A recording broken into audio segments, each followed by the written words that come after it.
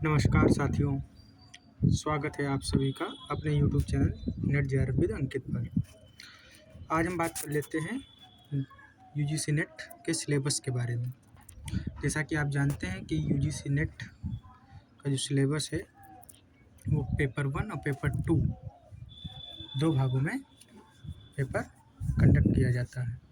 Paper 1 जो general paper होता है सभी के लिए होता है और पेपर 2 जो आपने सेलेक्ट किया होता है। तो आज हम बात कर लेते हैं पेपर फर्स्ट के बारे में, जो जनरल पेपर होता है सभी के लिए होता है। तो सबसे पहले पेपर के लिए हम यूजीसी नेट की वेबसाइट पर जाकर यहाँ से पेपर डाउनलोड कर लेंगे।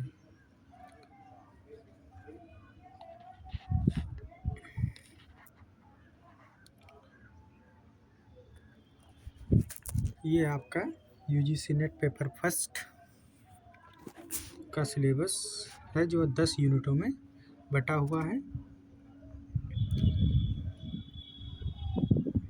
ये सभी के लिए सामान्य पेपर होता है। इसमें आपकी टोटल 10 यूनिट होती हैं, जिसमें पहली यूनिट है टीचिंग एप्टीट्यूड। टीचिंग एप्टीट्यूड में जो हमको पढ़ना है वो आपका है टीचिंग कॉन्सेप्ट, टीचिंग के ऑब्जेक्टिव्स, लेवल ऑफ टीचिंग्स, जिसमें 3 लेवल्स होते हैं: memory level, understanding level, reflective level. उसके बाद इसी में पढ़ेंगे करेक्टरिस्टिक्स, मतलब विशेषताएँ क्या हैं इसकी, लर्नर करेक्टरिस्टिक्स, जो विद्यार्थी हैं उनकी विशेषताएँ क्या हैं, एडोलसेंस और एडल्ट लर्नर्स करेक्टरिस्टिक्स, मतलब किशोरावस्था में और जो वयस्क या जो किशोर हो चुके हैं उनकी विशेषताएं क्या होती हैं, इसके बारे में भी इसमें पढ़ेंगे।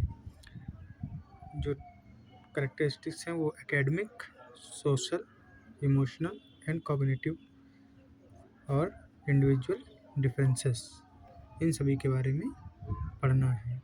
फिर पढ़ना है फैक्टर अफेक्टिंग टीचिंग। जो फैक्टर मतलब जो प्रभाव डालते हैं टीचिंग पर वो कौन कौन से होते हैं, जैसे कि teacher, learner, support material, instructional facilities, learning environment institute. तो मतलब आपका मतलब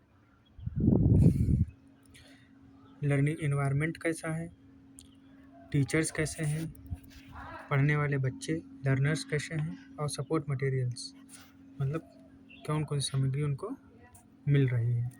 फिर आता है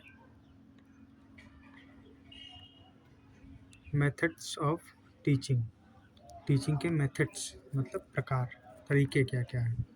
तो इसमें आता है teacher centred and learner centred method, मतलब शिक्षार्थी केंद्रित और शिक्षक केंद्रित तरीके, और ऑफलाइन वर्सेस ऑनलाइन। और इसमें आता है स्वयं प्रभा और मूक्स। ये आपको टीचिंग एप्टीट्यूड के अंतर्गत पढ़ना है। अगली यूनिट है आपकी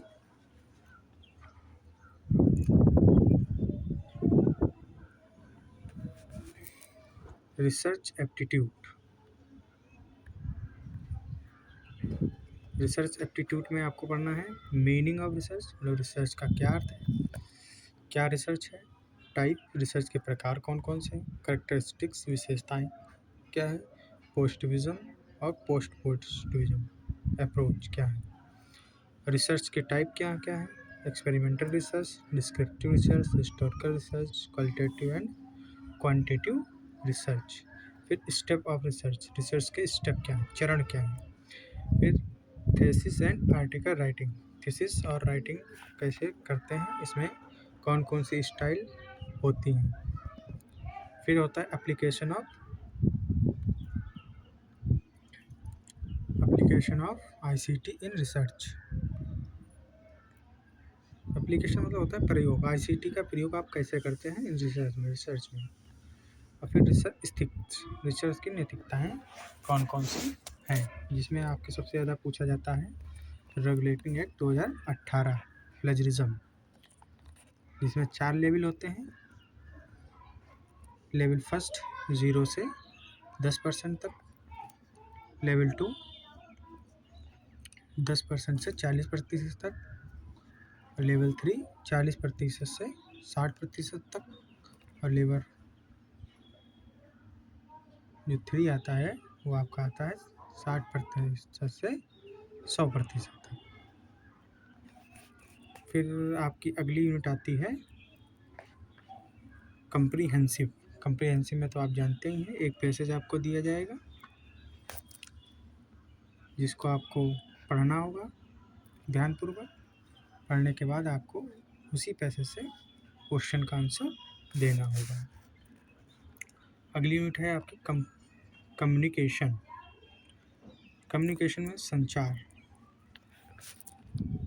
तो संचार का अर्थ क्या है, मीनिंग क्या है, टाइप क्या है, प्रकार क्या है, कैरेक्टरिस्टिक्स विशेषताएं क्या हैं कम्युनिकेशन की, इफ़ेक्टिव कम्युनिकेशन, प्रभावशाली कम्युनिकेशन क्या होता है, वर्बल नॉन वर्बल कम्युनिकेशन क्या है, इंटरकल्चरल कम्युनिकेशन क्या है, ग्रुप कम्युनिकेशन, क्लासरूम कम्युनिकेशन, ये सभी आपको कम्युनिकेशन पढ़ने हैं। फिर आता है वेरियर्स। इफ़ेक्टिव कम्युनिकेशन, वेरियस में होता है बाधाएं। क्या क्या बाधाएं कम्युनिकेशन मतलब संचार को बाधित करती हैं, जैसे कि सिमेट्रिकल बैरियर्स होते हैं, मैकेनिकल बैरियर्स होते हैं, साइकोलॉजिकल बैरियर्स होते हैं। ये सभी बैरियर्स हमको पढ़ने हैं। फिर आता है मास मीडिया और सोसाइटी। मास मीडिया, आजकल सबसे ज़्यादा क्वेश्चन मास मीडिया से ही पूछे जा रहे हैं। मास मीडिया जैसे कि यूट्यूब हो गया, अपना न्यूज़पेपर हो गया, तो ये सब मास मीडिया के ही प्रकार हैं। अगली यूनिट है आपकी मैथमेटिकल रीजनिंग एंड एप्टीट्यूड। इसमें आपका जो पूछा जाता है ज़्यादातर वो letter series, coding decoding, relationship और चाइनीज़ कोडिंग भी आजकल पूछी जाती है। फिर मैथमेटिकल एप्टीट्यूड, इसमें आपका टाइम एंड डिस्टेंस पूछा जाता है, ratio, profit and loss, percentage पूछा जाता है, और एवरेज, ये ज़्यादातर पूछे जाते हैं। Unit number 6 logical reasoning. Logical reasoning में से सबसे ज़्यादा क्वेश्चन पूछे जाते हैं वो पूछे जाते हैं फॉर्मल और इनफॉर्मल फैलेसी से, और क्वेश्चन पूछे जाते हैं स्क्वायर ऑफ अपोजिशन से। उसके बाद पूछा जाता है प्रमाणांश, जिसमें आता है प्रत्यक्ष, अनुमान, मान, शब्द, अर्थपति, अनुपलब्धि। उसके बाद हेत्वाभास पूछा जाता है, आपका अनुमान पूछे जाते हैं। ये सभी चीज़ें लॉजिकल रीजनिंग में पूछी जाती हैं। अगली यूनिट है आपकी unit number 7 data interpretation. Data interpretation में ज़्यादातर आपकी जो आती है वो टेबल चार्ट आती है, मतलब DI आती है टेबल वाली, जिसमें आपको डाटा दिया होता है, आपको ध्यानपूर्वक पढ़ना होता है, उसका एनालिसिस करना होता है, उसके बाद उसको हल करना होता है, जिसके लिए आपको प्रैक्टिस करनी ही पड़ेगी। फिर अगली आपकी यूनिट है unit number 8 information and communication technology, जिसे हम ICT भी कहते हैं। ICT में जो पूछा जाता है सबसे ज़्यादा वो होता है एब्रीविएशन, मतलब फुल फॉर्म्स, और बेसिक ऑफ इंटरनेट जैसे कि ईमेल वगैरह, internet, email, audio video, input output devices, digital initiatives पूछे जाते हैं जो हायर एजुकेशन में यूज़ किए जाते हैं, जैसे पेडले है, माइक्रो है, माइंडमिस्टर है, ये सभी इनिशिएटिव पूछे जाते हैं। और ICT एंड गवर्नेंस भी पूछी जाती है। इसी में आपको ज़्यादातर पूछे जाते हैं, आजकल जो बढ़ गया है वो है binary system, binary conversion, binary system, ये पूछा जाने लगा है। और जो इसमें पूछा जाने लगा है आपका आईसीटी में, वो पूछा जाने लगा है जनरेशन।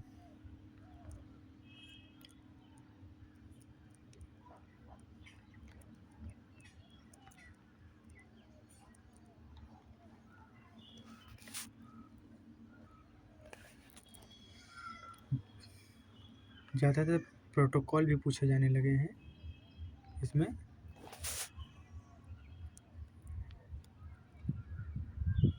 अगली यूनिट है आपकी unit number 9, people development and environment. इसमें जो सबसे ज़्यादा पूछा जाता है वो पूछा जाता है millennium and sustainable development goals. उसके बाद pollution, water pollution, air pollution, noise pollution, waste, biochemical, hazardous substances.